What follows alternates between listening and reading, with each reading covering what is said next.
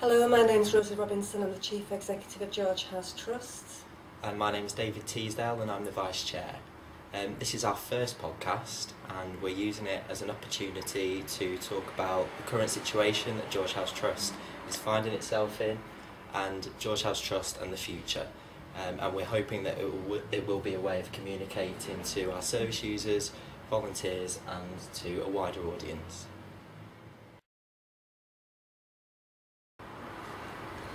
Well, I think everybody in the UK knows that we've got a really serious economic recession taking place, massive government funding cuts, and a number of charities. It's estimated that up to 50% of charities that exist now won't exist in 5 years' time. So it's been really important that we ensure that George House Trust isn't one of those 50% of charities, because the services that we deliver are so important. We've had to put a lot of time into planning, staff and trustees, working out how we're going to survive the recession. And I think it's something as a trustee board that we considered probably a year ago, when many charities were hiding from the fact that these frightening cuts were possibly coming. We said, no, actually, let's plan for this. Let's think about worst case scenarios. Let's think about potentially 40, 50% cuts, so that we're in a position in a year's time to save services for HIV positive people. They're hugely important services that won't be there if we don't plan ahead. And I mean, it's a phenomenal amount of time that's actually been spent planning how we're going to survive the recession since June 2010, well before any of the cuts actually took place. Our first cut came in with effect from April 2011, so all those months were spent working out how we could survive, what we can afford, what our priorities are as an organisation. Today, we've been really heavily dependent on statutory funding from primary care trusts and local authorities, which has left us in a quite weak position when you've got massive government funding cuts.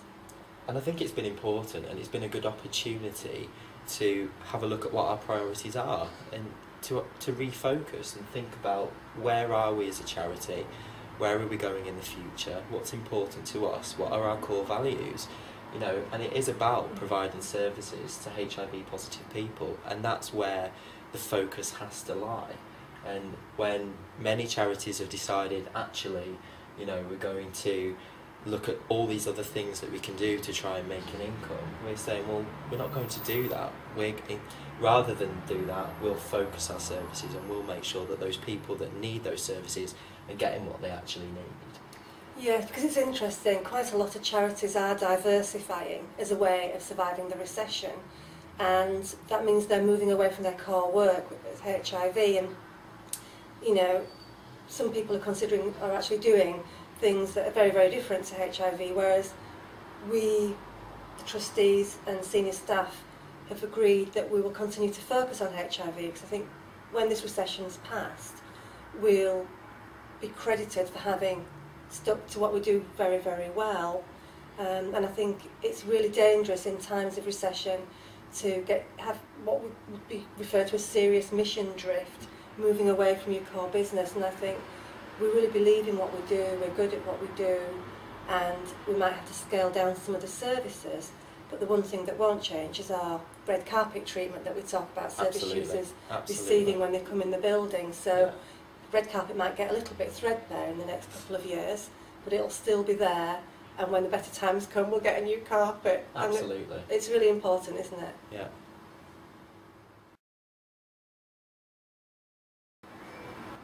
I think the important thing at board level was that we really recognised that frontline services had to be maintained. There was no question about that, and it's something that we were really clear on. And our discussions with the senior management team really reinforced that, and obviously we then made decisions that Rosie had to actually put into practice. And what that's meant is we've experienced some massive funding cuts. We've lost up to 20% of our funding. We're still, at this point in the financial year, going towards the end of June, we still don't know some of the funding decisions for this financial year. Yeah. So we're having to operate with a really high level of uncertainty. We've lost 25% of staff. We knew that difficult times were coming, so when 2 people left the organisation last September, we froze their posts. which has meant that people have had to take on extra responsibilities. We've tried to park some of the activities up, but some things we have to continue. And then sadly, we've had 2 redundancies as well, which was a really, really painful process for the organisation and obviously for the individuals involved. And the skills and expertise that they brought to the organisation and the services that they delivered. So here we are, 20% less funding, 25% fewer staff. We've had to take a really long, hard look at what activities are really important and what activities mean the most to service users. So, for example, the counselling service is really, really highly rated and has a really positive impact on people. So that was one of the services that we decided with staff early on was essential. The group spaces, because of the element of peer support, and actually group spaces are a really cost-effective way of delivering. I was just going to say, where necessary, where we can, we really listen to our service users. You know, we've received feedback and we've acted on that. We want to make sure that we remain service user led, and I think we've tried really hard. As much as we have to make the decisions at board and senior management team level, you know, it's the service users ultimately that are affected, and I think we've done our best to really listen to that.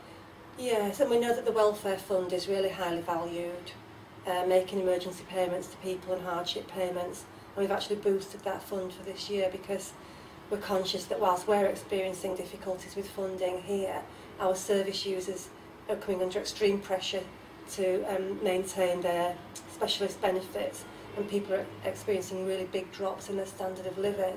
So that work is even more important and likely to grow.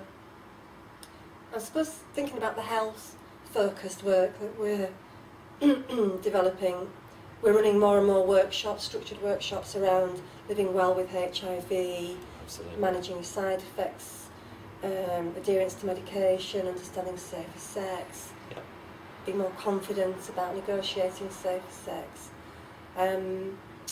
which, you know, our commissioners and funders have been really pleased about, but we really need for the future, with primary care trusts going and GP consortia coming in, whenever that might be, we really need to be able to demonstrate the value of the work we do to health professionals if we're going to continue to get statutory funding from health bodies.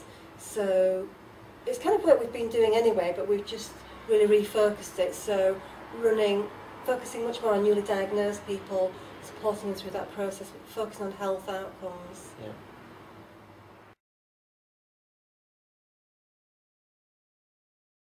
I think the future potentially is really exciting. There's nothing to take away from the fact that we're facing really difficult times, and we continue to face difficult times. That is just the state of the country that we're in at the moment. But it means that we have to be far cleverer about the way we work. We have to think outside of the box, and we have to be creative. And that's a challenge, but that's a really exciting thing to be able to do. It's about considering things like some potential social enterprise. It's about raising awareness in different ways. It's about empowering people through volunteering. You know, to me, that's really exciting, and that's what we should be about as an organisation. I'm really excited about the future. Yeah, and there is that element to it that we can be really creative. On the other hand, we don't know how long the recession's going to last. No, absolutely. And we don't know what's going to happen to our beloved National Health Service, and when the primary care trusts are going to go, if they're going to go, probably when, what the GP consortia are going to be like. Are the GP consortia going to be interested in HIV and ensuring we've got funding? So I think what I was talking about earlier about being able to really demonstrate the benefits of what we do, the impact it has on people's health, their mental health, their physical health and well-being, and how we can demonstrate that we help people living with HIV to see that they can live happy, healthy and loving, successful lives. We've got to capture that in some way, and we're working with Salford University at the moment and a group of 20 service users, which in itself is really exciting, to develop an outcomes monitoring framework. And that's been a really interesting process. And, you know, service users say to us all the time, you know, I felt really pessimistic when I was diagnosed, but now I've got plans for the future, I'm optimistic. Something happens in that process, we've got to find a way of measuring that, then we can demonstrate to secure our funding into the future. And it's about the future face of HIV. It's changing. People are living longer, people are living healthy lives, having careers, children, families, and it's about us as an organisation adapting to be able to support people. Yes, and we've got, again, the Salford University, we've done a research project into the needs of older gay men living with HIV and looking at how they're going to make that transition into adult social care services. So we've got a conference coming up in the autumn where we're going to get key people from across Greater Manchester who are budget holders and policy makers in terms of services for older people, because, you know, a lot of our service users just aren't going to fit into existing services for older people because they don't meet their needs. You know, so we've got to probably do a whole piece of advocacy work again around making sure their needs are met and their dignity is preserved, just as we did in the early 80s. It's interesting as well when you talk about working with Salford University and working with other key people. That's something that's really important. It's working together as a sector. We're making real effort to build links and build relationships so that as a sector we're fighting, we're working together. And, you know, whilst we're doing all this, I don't want people to think, what is Church House Trust turning into? Because our values, our core values, are absolutely as they always have been. And, you know, George House Trust is a legacy of struggling and fighting and campaigning. Absolutely. And that side actually has become more important than ever. We've had some really savage funding cuts and we've had to fight. And we had a members meeting the other night, and afterwards a service user came to talk to me and said he was really good that he'd heard me talking about that campaigning threat and we were still going to be fighting. And he just said it's really good to know that George House Trust isn't going to change because we've always done that. And then he turned to me with a smile on his face and he said, it's in our blood. And I just thought that was really, really beautiful. Absolutely.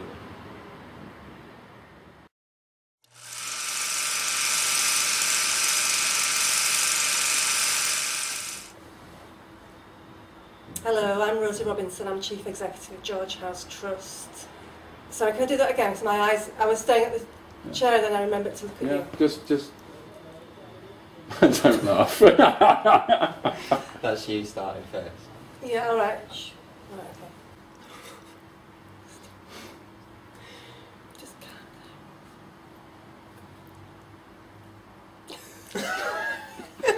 down. Hello, I'm Rosie. Hello, I'm Rosie. Oh.